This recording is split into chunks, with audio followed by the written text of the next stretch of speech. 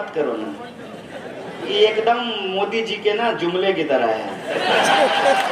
न खाने लायक, न बिछाने लायक, ना इसमें कोई खुशबू है, ना कोई सुगंध है, खाली कागज उड़ा रहे हैं।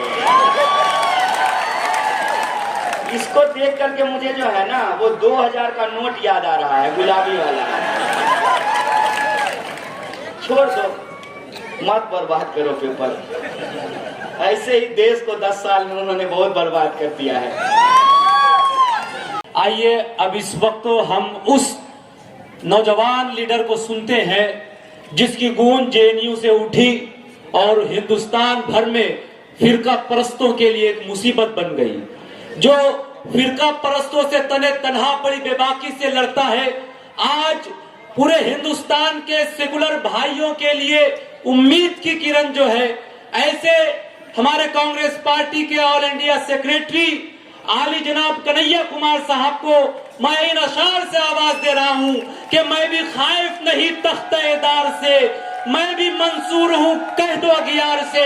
क्यों डराते हो जिंदा की दीवार से, क्यों डराते हो त्रिशूल तलवार से। जुल्म की रात को, जहल की बात को मैं नहीं मानता, मैं नहीं जानता।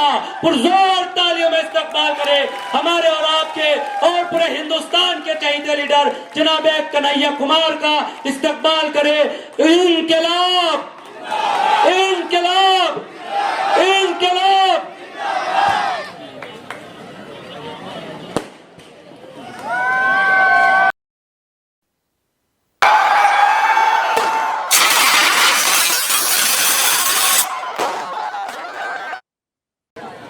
इस शहर का पावरलूम सिटी मालेगांव के सभी आदरणीय बुजुर्गों का, हमारी माताओं बहनों का, नौजवान दोस्तों का, प्यारे बच्चों का, इस शहर के एक एक वाशिंदों का जो बुनकरी का काम करते हैं, दुकानदारी का काम करते हैं, मेहनत मजदूरी करते हैं, बिजनेस करते हैं, नौकरी करते हैं, आप तमाम मेहनत का आवाम का क्रांतिकारी इस्तकबाल करता हूं, आपका हार्दिक अभिनंदन करता हूं। साथियों, सबसे पहले तो मैं आप सबका तहे दिल से शुक्रिया अदा करना चाहता हूं कि एक ऐतिहासिक मौके पर एक ऐतिहासिक शहर के ऐतिहासिक बासिंदों से हमारा तारुफ हो रहा है, हम आपसे रूबरू हो रहे हैं। हम शुक्रगुजार हैं हमारी पार्टी कांग्रेस पार्टी के तमाम नेताओं और कार्यकर्ताओं का, इस मंच पर उपस्थित महाविकास अघाड़ी के, इंडिया अलायंस के सभी पार्टी के तमाम लीडरान का, तमाम कार्यकर्ताओं और नेताओं का मैं दिल से शुक्रिया अदा करता हूं। और एक छोटा सा करेक्शन है, अभी हमारे आमदार साहब के, बेग साहब के तारुफ में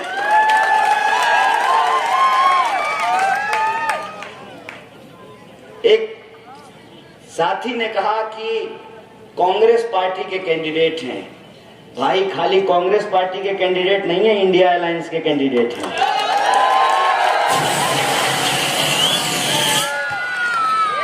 बेग साहब महाविकास अघाड़ी के कैंडिडेट हैं और आज यहां हम सिर्फ कांग्रेस पार्टी की बदौलत नहीं, इंडिया अलायंस की बदौलत आपसे दो चार बात करने के लिए हाजिर हुए हैं। साथियों, ये बड़ा अच्छा मौका है कि आज 15 नवंबर है और आज ही के दिन गुरुदेव नानक देव जी की जयंती है, उनका प्रकाश पर्व है। उनके बारे में मैं एक मसला, एक वाक्य आप लोगों से सुनाना चाहता हूं। एक बार एक जगह पे कुछ लोग पानी चढ़ा रहे थे, तो गुरुदेव ने पूछा कि ये पानी कहां चढ़ा रहे हो? तो लोगों ने जवाब दिया कि पुरखों को पहुंचा रहे हैं। थोड़ी देर के बाद जब दूसरा जत्था आया तो गुरुदेव पानी जो है वो पीछे फेंकने लगे। तो लोगों ने पूछा कि ये पानी कहाँ पहुंचा रहे हो? तो गुरुदेव ने कहा कि हम पंजाब पहुंचा रहे हैं ताकि हमारे खेतों में फसलों की सिंचाई हो जाए। लोगों ने कहा कि अरे पीछे फेंकने से पंजाब थोड़ी पहुंचेगा। कहा कि आगे फेंकने से पूर्वजों तक पहुंच जाता है तो पीछे फेंकने से पंजाब भी पहुंच जाएगा। गुरु नानक देव जी का ये प्रसंग मैं आपको इसलिए सुना रहा हूं कि गुरु नानक देव जी अंधविश्वास का विरोध किया करते थे। और आज हम जिस जमाने में रह रहे हैं, 21वीं सदी का जमाना है। हम चांद पर चले गए। आज पूर्णमासी का चांद है, फुल मून है। ईद पर भी हम चांद का इंतजार करते हैं और करवा चौथ पर भी। धरती पर जमी पे खड़े होकर जिस चांद का इंतजार करते हैं, इंसान की बदौलत, विज्ञान के बदौलत इंसान उस चांद की धरती पर जा खड़ा हुआ। ये शिक्षा की ताकत है, ये तालीम की ताकत होती है। महाराष्ट्र डॉक्टर बाबा साहब भीमराव अंबेडकर की जन्मभूमि है। डॉक्टर अंबेडकर कहा करते थे, एजुकेट, ऑर्गेनाइज, एजिटेट। शिक्षित बनो, संगठित हो और अपने हक के लिए संघर्ष करो। किसी के मांगने से कोई किसी को कुछ नहीं देता है। अगर आपके भीतर कुव्वत है, आपके भीतर ताकत है, तो आप संगठित होकर अपने हक और अधिकार को हासिल कर सकते हैं। यही इंसान की मियाद होती है। और यह जो संगठित होने का, संघर्ष करने का जो हमारा इतिहास है, तो आज एक बेहतरीन मौका है। आज 15 नवंबर धरती आबा भगवान बिरसा मुंडा की जयंती है। बिरसा मुंडा साहब कहा करते थे कि अंधविश्वास पे भरोसा मत करो, चोरी मत करो, शराब मत पियो, आपस में झगड़ा मत करो, धरती को भगवान की तरफ पूजो। और जो गोरे लोगों ने हमारी धरती पे कब्जा किया है, उसके खिलाफ उलगुलान करो और अपनी जमीन को आजादी दिलाओ, अपनी जमीन को मुक्ति दिलाओ। आज ये सब जिक्र मैं आपके सामने क्यों कर रहा हूं? आपको लगेगा सियासी आदमी है, वोट का वक्त है, अपने कैंडिडेट का चुनाव प्रचार करेगा, अपनी पार्टी के बारे में अच्छी अच्छी बातें करेगा। हमारे यहाँ कहावत है, अपने दही को कोई खट्टा नहीं कहता है। आप किसी भी जलसे में चले जाइए, लीडरान आएंगे, नेता आएंगे, अपने कैंडिडेट के बारे में सिर्फ अच्छी अच्छी बातें बताएंगे, अपनी पार्टी के बारे में, अपने मोर्चे के बारे में जलसे में सिर्फ अच्छी अच्छी बातें बताएंगे। आपको आश्चर्य हो रहा होगा कि चुनाव के इस वक्त में जब वोट मांगना चाहिए 9:30 बजे रात को, तब ये बिरसा मुंडा को याद कर रहा है, तब ये गुरु नानक देव जी को याद कर रहा है, डॉक्टर बाबा साहब भीमराव अंबेडकर को याद कर रहा है। और इसी कड़ी में ये जो पावर लूम सिटी है, ये जो सिटी का पावर है, आपके बीच में एक व्यक्ति का और जिक्र करना चाहता हूं। उस व्यक्ति का नाम है इस देश के पहले शिक्षा मंत्री, जो तालीम पर जोर दिया करते थे, जिनका नाम है मौलाना अबुल कलाम आजाद। वो कहते थे कि आप इंसानों को पढ़ने दीजिए, ये मत बताइए कि क्या पढ़ना है। एक बार इंसान अगर पढ़ना लिखना सीख जाएगा तो वो यह भी जानना सीख जाएगा क्या सही है, क्या गलत है। और वो देश के पहले शिक्षा मंत्री थे। उनका जिक्र मैं आपके सामने क्यों कर रहा हूं? उनका जिक्र मैं आपके सामने इसलिए कर रहा हूं कि आज की सियासत इंसान को इंसान से बांटती है। जरा सोच करके बताइए कि हम इंसानों की हालत क्या हो गई। कहते हैं ना, क्या से क्या हो गए सनम देखते देखते। एक प्रश्न का जवाब दीजिए कि क्या डेंगू का मच्छर इंसान से ज्यादा स्मार्ट हो गया है? क्योंकि डेंगू का मच्छर जब काटता है, क्या सिपाही जी आप भी सोचिएगा, तो तिलक लगाने वाले को भी डेंगू ही होता है और टोपी पहनने वाले को भी डेंगू ही होता है, मंदिर जाने वाले को भी डेंगू ही होता है, मस्जिद जाने वाले को भी डेंगू ही होता है। मच्छर इंसान को आपस में नहीं बांट रहा, लेकिन हम जिसको लीडर कहते हैं वो इंसानों को इंसानों के से बांट रहा है। इनके पास जवाब देने के लिए जवाब नहीं है, इसीलिए उल्टा प्रश्न पूछते हैं। हम कहते हैं कि आप हमारे सवालों का जवाब दीजिए कि जो वादे करके इस देश में सरकारें बनी, जो वादे करके प्रदेश में सरकार बनी, कितने वादों को सरकारों ने पूरा किया है, और अगर पूरा नहीं किया है तो सियासत में, हमारी देश की जमहूरियत में, देश के आईन में, संविधान में यह बात लिखा हुआ है कि 5 साल में हमको सरकार बदल देनी है। इधर हमारी कुछ माएं खड़ी हैं।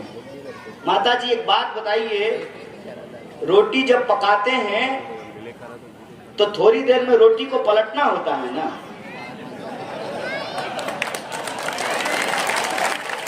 रोटी को अगर पलटेंगे नहीं तो रोटी जल जाती है। सत्ता में अगर आप पलटेंगे नहीं तो इंसान अहंकारी बन जाता है। और इसीलिए महाराष्ट्र का मत करो ना, ये एकदम मोदी जी के ना जुमले की तरह है, न खाने लायक, न बिछाने लायक, न इसमें कोई खुशबू है, न कोई सुगंध है, खाली कागज उड़ा रहे हैं। इसको देख करके मुझे जो है ना वो 2000 का नोट याद आ रहा है, गुलाबी वाला। छोड़ दो, मत बर्बाद करो पेपर। ऐसे ही देश को 10 साल में उन्होंने बहुत बर्बाद कर दिया है। मेरा प्रश्न ये है कि 5 साल में यह व्यवस्था की गई है कि अगर आप काम कर रहे हैं तब तो आपको रखा जाए, अगर आप काम नहीं कर रहे हैं तो आपको पलट दिया जाए। रोटी जलती है और नेता अहंकारी हो जाते हैं, अपने सत्ता के अहंकार में जलने लगते हैं, ऑटो पायलट पे हो जाते हैं। आपके बीच जो हमारे प्रत्याशी हैं ये एक जमीनी कार्यकर्ता है, ये 50 करोड़ रुपया देकर के टिकट नहीं लाए हैं। ये आजकल जो है महायुक्ति की सरकार में हो रहा है, और आप महाराष्ट्र के लोग हैं, आपको ये विचार करने की जरूरत है। महाराष्ट्र के इतिहास में जो आज तक नहीं हुआ वो महाराष्ट्र में हुआ। जैसे मॉल में वो सुपरमार्केट है ना आपके शहर में, वहां सब सामान बिकता है, खाने का सामान बिकता है, पहनने का सामान बिकता है, तेल बिकता है, साबुन बिकता है, जूता, चप्पल। महाराष्ट्र में इस बार आमदार बिक रहे थे, एमएलए बिक रहे थे। जैसे घोड़ा बकरी बिकता है ना, मुर्गा मुर्गी, वैसे ही आमदार बिक रहे थे। लोगों ने वोट दिया किसी और को, और वो जनता का वोट लेकर के चले गए किसी और के पास। कितने बड़े बेईमान हैं वो देखिए। अजीत पवार साहब एक वीडियो में बोले कि दिल्ली में एक मीटिंग हुई, जिस मीटिंग में गौतम अदानी मौजूद थे। बताइए, महाराष्ट्र में सरकार किसकी बनेगी, इसका फैसला तो महाराष्ट्र की आवाम करेगी ना, यहाँ की जनता करेगी ना कि कौन सरकार में आएंगे। कि गुजरात का एक व्यापारी बैठ करके तय करेगा कि महाराष्ट्र में किसकी सरकार बनेगी। मैं कहता हूं ये लोकतंत्र का अपमान है, ये जमहूरियत का अपमान है महाराष्ट्र के लोगों। 20 तारीख को आपको सिर्फ आमदार नहीं चुनना है, उन गद्दारों को मुंह तोड़ जवाब देना है जिन्होंने जमहूरियत के साथ धोखा देने का काम किया है। उनको जवाब देने का वक्त है। और यह जो सियासत आज हमारे सामने छेड़ी जा रही है, फडणवीस साहब ने कहा कि यह धर्म युद्ध है। हमने भी पलट करके 1-2 सवाल पूछ लिया, हमने बस सच पूछ लिया। इतना भी तीखा नहीं था जितना मिर्ची उनको लग गया है। हमने सिर्फ इतना पूछा और फिर आपके सामने पूछ रहे हैं कि अगर सियासत का काम धर्म बचाना है तो सब लोग मिलकर के बचाएंगे, कोई दिक्कत नहीं है। लेकिन धर्म बचाने के इस काम में सिर्फ गरीब लोगों का बाल बच्चा ही लगेगा कि नेता का बेटा बेटी भी आएगा धर्म बचाने के लिए? ऐसा तो नहीं होगा। कि हम मेहनत मजदूरी करने वाले, दुकान चलाने वाले, नौकरी करने वाले, बिजनेस करने वाले, बंदूक लेकर के फौज की नौकरी करने वाले, खेती करने वाले, किसानी करने वाले, काश्तकारी का काम करने वाले, शेतकरी का काम करने वाले, हम लोग धर्म बचाएंगे और उनका बाल बच्चा लंदन की सड़क पर कहेगा हाय हाउ आर यू।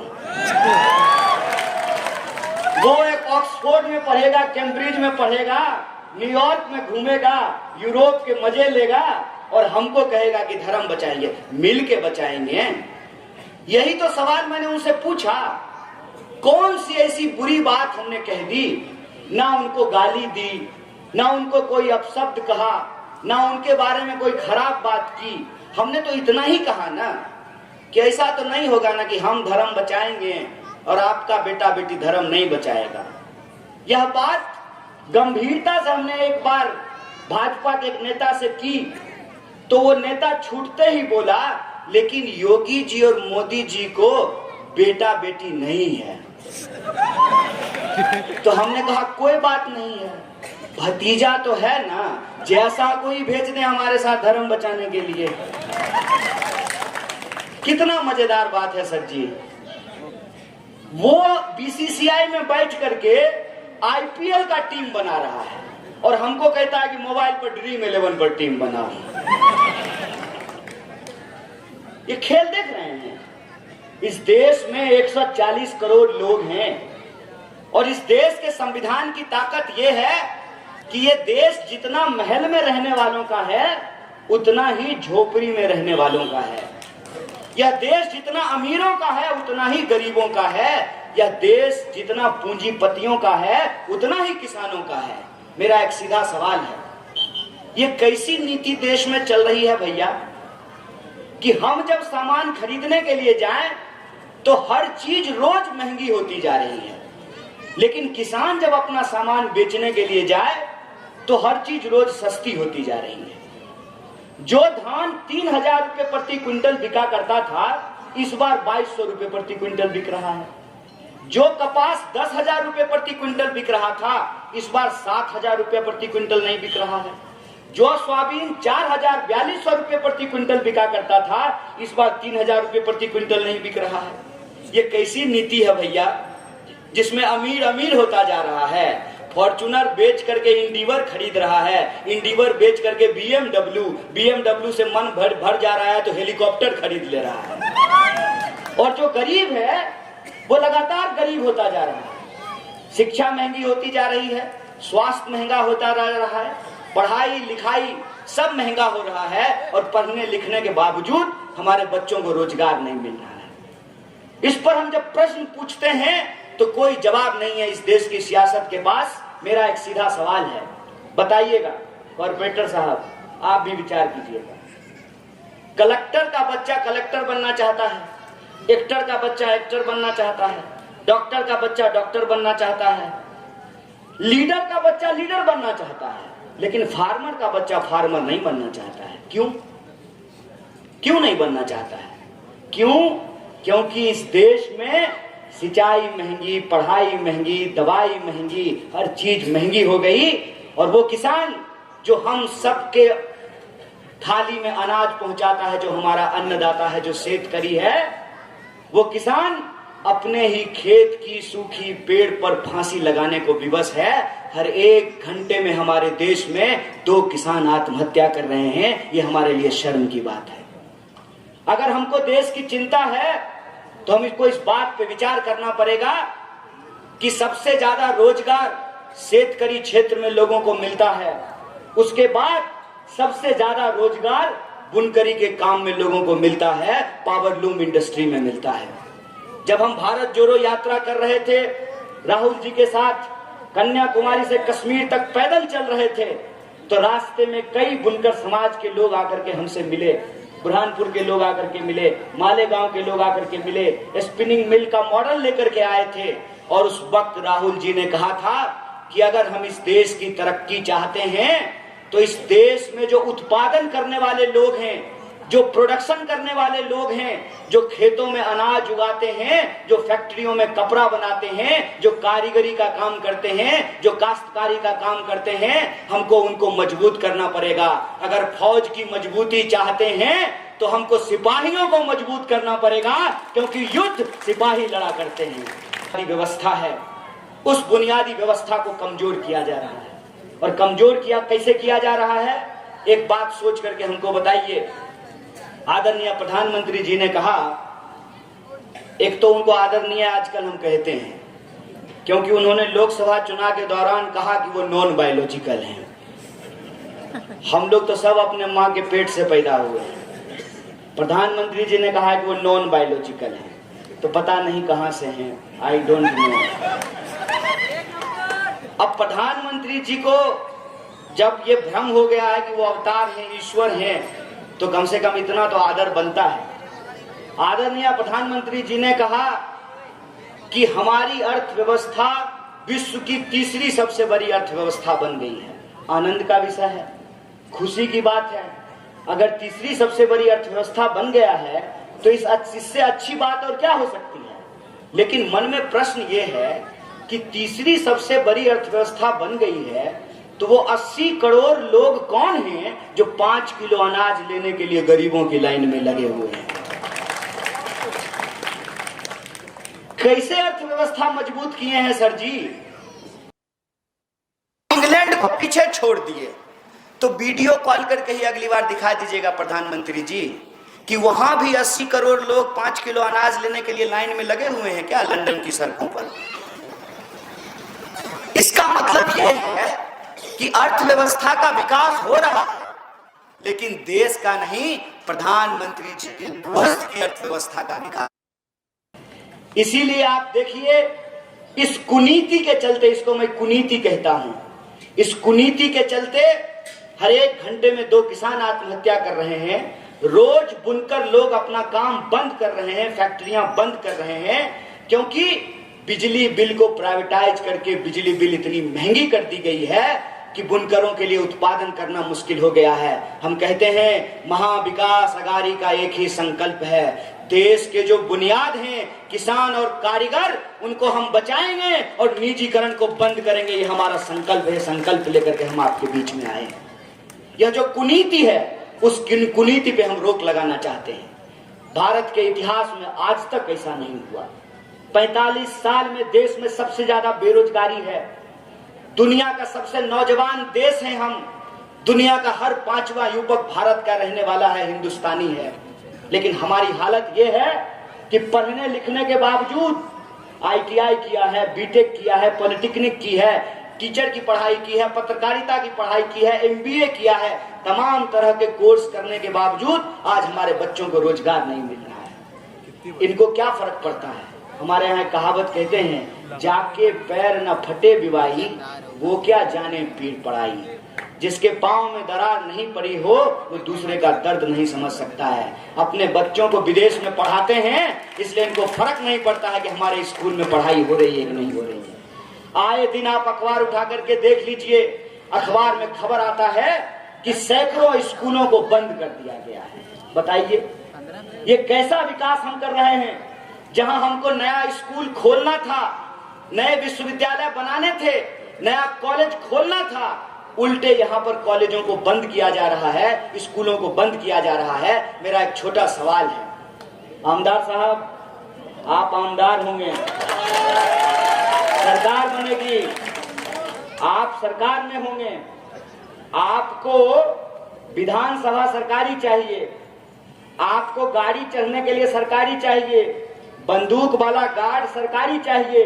तो मैं सरकारी इच्छा रखने वाले इन सरकारी लोगों से पूछता हूं कि देश की संसद सरकारी, प्रधानमंत्री सरकारी, सेनाध्यक्ष सरकारी, जज सरकारी, तो अस्पताल क्यों नहीं होना चाहिए सरकारी?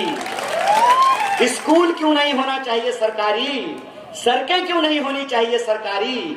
इसलिए कि सरकारी जब होगी तो सबकी होगी, और सबकी जब होगी तो गरीब का बच्चा भी पढ़ेगा, अस्पताल में गरीबों का भी इलाज होगा, वो भी अपनी टूटी साइकिल लेकर के वह सरकारी सड़क पे चल पाएगा।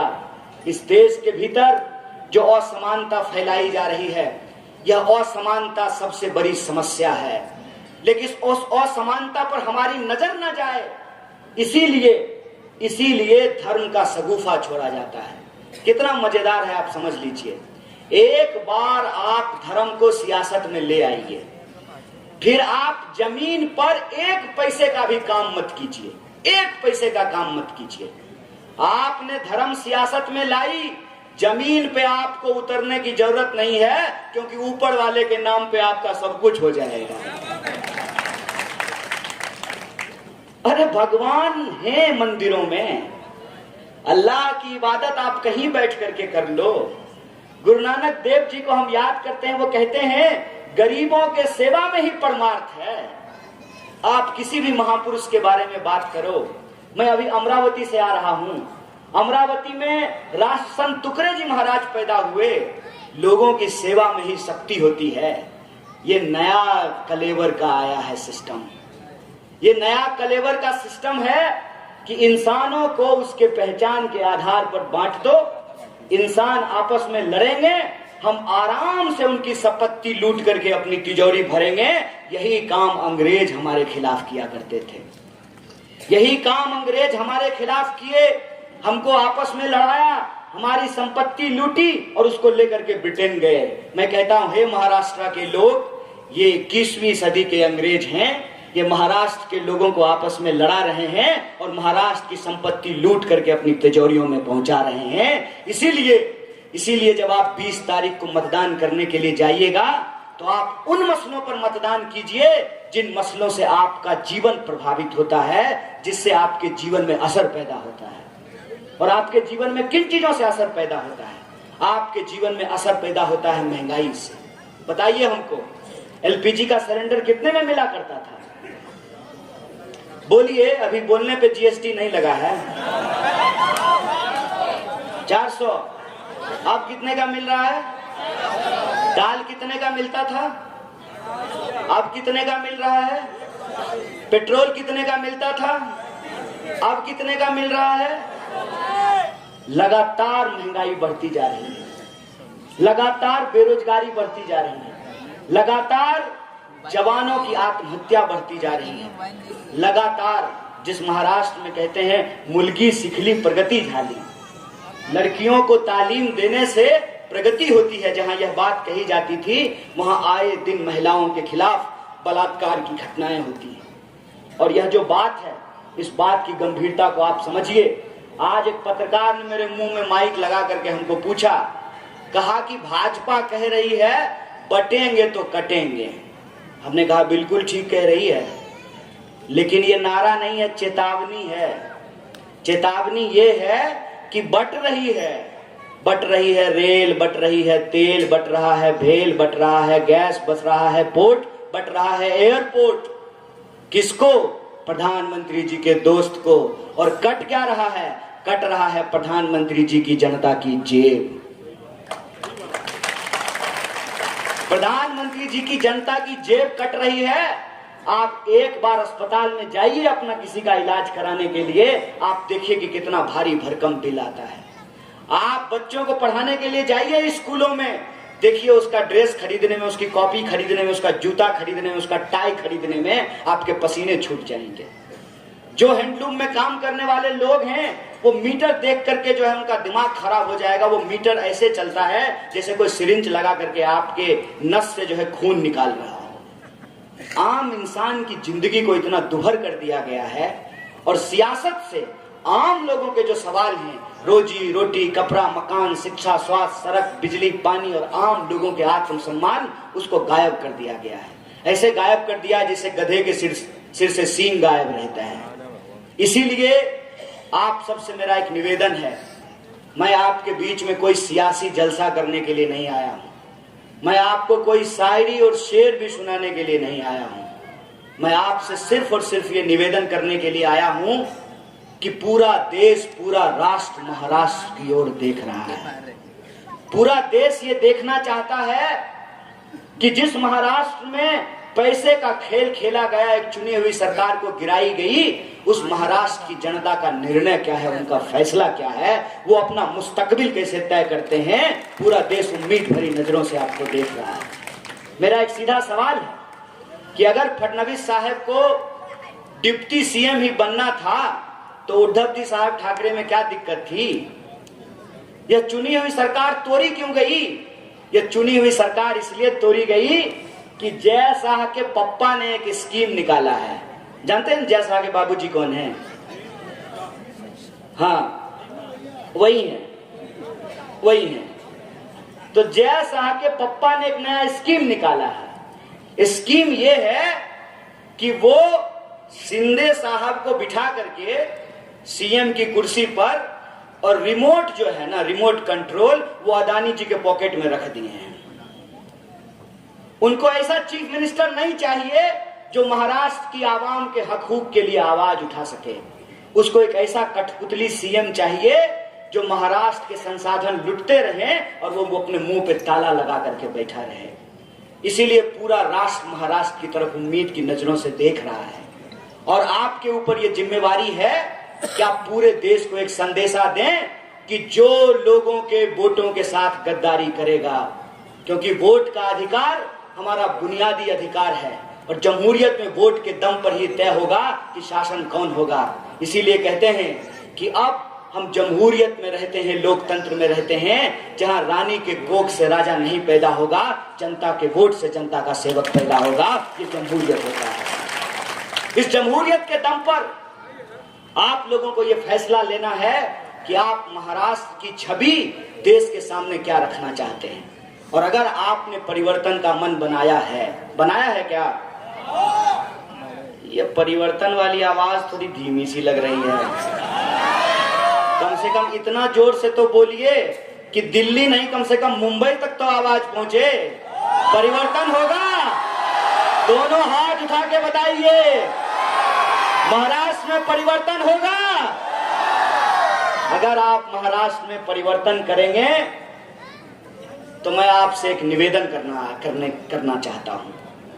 मेरा निवेदन यह है कि मैं हरियाणा में चुनाव प्रचार कर रहा था, और हरियाणा में जब मैं चुनाव प्रचार कर रहा था तो कोई नहीं कह रहा था कि वहां पे हम चुनाव हारेंगे। जिससे भी पूछ लीजिए, जैसे ये लोग ड्यूटी कर रहे हैं ना, तो सिपाही पैरामिलिट्री से भी पूछते थे, तो ये लोग भी कहता था कि भैया चक है मामला इस बार आप लोग का, हरियाणा में सरकार बनेगी। दुकानदार से पूछ लीजिए, मजदूर से, किसान से, किसी से भी बात कीजिए। लेकिन जब परिणाम आया तो परिणाम हमारे विपरीत चला गया। परिणाम विपरीत क्यों चला गया? ईवीएम वाली बात हम नहीं कर रहे हैं। देखिए, वो मशीन है। जब इंसान की बात नहीं समझ सके तो मशीन को क्या ही कहना है, मशीन को क्या ही दोष देना है। इंसानी बात मैं आपसे कर रहा हूं कि वहां हमने ये देखा कि वोट काटने वाले लोग बहुत सक्रिय होते हैं, और ये जो लोग हैं इनके लिए चुनाव जो है वो एक मौका होता है 1-2 लाख रुपया कमा लेने का। और जय शाह के जो पप्पा हैं उनके पास पैसा का तो कोई कमी है नहीं। चंदा लो धंधा दो स्कीम के तहत जो है हजारों करोड़ रुपया उस पार्टी के पास है।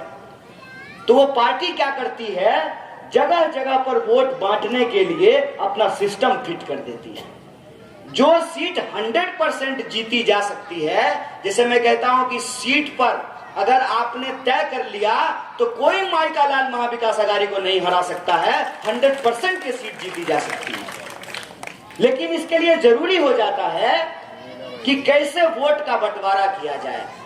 तो मैं तमाम नौजवानों से, खास करके अपने नौजवानों से निवेदन करता हूं, ये गुजारिश करता हूं कि देखो भाई, चुनाव जो है ना वो जलसों में नहीं होता है, चुनाव रैलियों में नहीं होता है। चुनाव मोटरसाइकिल रैली और साइकिल रैली, खुली जीप और ये जो कागज उड़ा रहे हैं, इसमें चुनाव नहीं होता है। चुनाव बूथों पर होता है। सारी लड़ाई, सारा चुनाव बूथों पर लड़ा जा रहा है। अगर आप परिवर्तन करना चाहते हैं, जैसा कि आप लोगों ने हाथ उठा करके अभी बताया है, अगर आप परिवर्तन करना चाहते हैं तो आपको मुस्तैदी से 20 तारीख को बूथ पर काम करना पड़ेगा। अपना वोट गिराना है, एक एक घर से लोगों को ला करके वोट करवाना है, तब जाकर के परिवर्तन होगा। अगर आप महल बनाने का सपना देखते हैं, अगर आप महाराष्ट्र में नई सरकार बनाने का सपना देखते हैं, अगर आपका यह फैसला है और आपका यह तजुर्बा है कि आप महाविकास अघाड़ी की सरकार बनाना चाहते हैं तो हमारे लिए एक एक आमदार इंपॉर्टेंट है। जैसे बूंद बूंद घड़ा भरता है, जैसे ईंट से ईंट को जोड़ करके मकान खड़ा होता है, वैसे ही एक एक विधायक को जिताने से मेजॉरिटी मिलती है, एक एक आमदार को जिताने से बहुमत मिलता है। ये मत सोचिएगा कि अच्छा इस सीट पे कुछ और हो गया तो क्या दिक्कत है। ऐसा ही चीज हर कोई अगर अपने सीट के बारे में सोचने लगेगा तो आप विचार कीजिए कि क्या हम बहुमत तक पहुंच पाएंगे। अगर हम बहुमत पाना चाहते हैं तो इस बार हमको कुछ नहीं देखना है, सीधा देखना है कि महाविकास अघाड़ी का ऑफिशियल कैंडिडेट कौन है और ठकाठक वहां पर बटन दबाना है। और मैं कहता हूं कि जब आप 20 तारीख को बटन दबाएंगे, 23 तारीख को परिणाम आएगा और मैं खुद बैठ करके देखूंगा कि महाराष्ट्र में जहां जहां प्रचार किए हैं वहां चुनाव जीते हैं कि नहीं जीते हैं। मेरे मन में खुशी होगी 23 तारीख को परिणाम आए, महाविकास अघाड़ी की सरकार बने, 24 तारीख से हम लोग काम करना शुरू करेंगे और हमारी पार्टी ने, महाविकास अघाड़ी ने, आदरणीय खड़गे जी ने, राहुल जी ने, उद्धव जी ठाकरे ने, शरद पवार जी ने, तमाम इंडिया अलायंस की जो पार्टियां यहाँ पे मौजूद है, तमाम पार्टियों ने तय किया है कि हम 5 गारंटी को लागू करेंगे और हमारी जो बहनें हैं उनके खाते में 1500 नहीं शिंदे जी, पूरा का पूरा 3000 रुपया पहुंचाने का काम करेंगे। और जो हमारे नौजवान हैं उन नौजवानों को या तो हम रोजगार देंगे और जब तक रोजगार नहीं देंगे तो 4000 रुपया बेरोजगारी भत्ता देने का काम करेंगे। हम कहते हैं कौन बनाया हिंदुस्तान, देश का मजदूर किसान, तो मजदूरों और किसानों के लिए उनका 3 लाख तक का कर्जा माफ करेंगे। और हमने कहा कि इलाज कराने में हम बर्बाद हो जाते हैं तो हमारी इलाज की व्यवस्था सुनिश्चित हो, इसके लिए 25 लाख तक का इंश्योरेंस लागू करेंगे। और आधी आबादी, 50% आबादी को आधा कंसेशन नहीं 100% कंसेशन देंगे, स्टेट ट्रांसपोर्ट में बस यात्रा फ्री करेंगे। और यह जो वादा हम कर रहे हैं यह झूठ नहीं बोल रहे हैं, क्योंकि झूठ बोलने के लिए तो प्रधानमंत्री होना पड़ेगा, तो वो तो हम है नहीं। तो हम ये बात कह रहे हैं तो इन बातों को हम लागू करेंगे, क्योंकि जहां जहां हमारी सरकार बनी है हमने अपनी गारंटी को लागू किया है। हमारा काम ये नहीं है कि चुनाव के वक्त में आकर के कहें कि आपके खाते में 15 लाख पहुंचाएंगे और चुनाव जब खत्म हो जाए तब टीवी में बेशरम की तरह बैठ करके कहेंगे वो तो चुनावी जुमला था। ये जुमलेबाजी का काम हमारा नहीं है साहब। आप महाराष्ट्र में परिवर्तन कीजिए, महाविकास अघाड़ी महाराष्ट्र में परिवर्तन को आगे बढ़ाएगी और विकास और प्रगति को आपके दरवाजे तक लेकर के आएगी। और समाज को जो ये बांटने वाले लोग हैं इनके लिए हम एक ही बात कहते हैं कि हमारी रगों में मौलाना अबुल कलाम आजाद, महात्मा गांधी, नेहरू, बिरसा मुंडा, शहीद आजम भगत सिंह, सरदार वल्लभ भाई पटेल, सुभाष चंद्र बोस और परम पूजनीय डॉक्टर बाबा साहब भीमराव अंबेडकर के विचारों की धारा बहती है। इसीलिए जैसे कहते थे गांधी, रघुपति राघव राजा राम, पतित पावन सीताराम, ईश्वर अल्लाह तेरो नाम, सबको सन्मति दे भगवान। सबकी सन्मति के लिए हम काम करेंगे, इस देश की एकता को, जमहूरियत को टिका करके रखेंगे, इस देश के आईन और संविधान को बचा करके रखेंगे। और जो भी हमारे अधिकारों की तरफ नजर उठा करके देखेगा, चुनौती से कहते हैं, टाल ठोक करके कहते हैं, हमने तुम्हारी पुलिस देखी, हमने तुम्हारा जेल देखा, हमने तुम्हारी तिजोरी देखी, हमने तुम्हारा नोट देखा। ना हम बिकने वाले हैं ना हम बिकेंगे, हम बदलने वाले हैं, बदले हैं और बदल करके रहेंगे। इसी आशा और विश्वास के साथ आप तमाम लोगों का एक बार फिर से दिल से शुक्रिया अदा करता हूं। बहुत बहुत शुक्रिया। इनकलाब जिंदाबाद। जय हिंद, जय महाराष्ट्र। कांग्रेस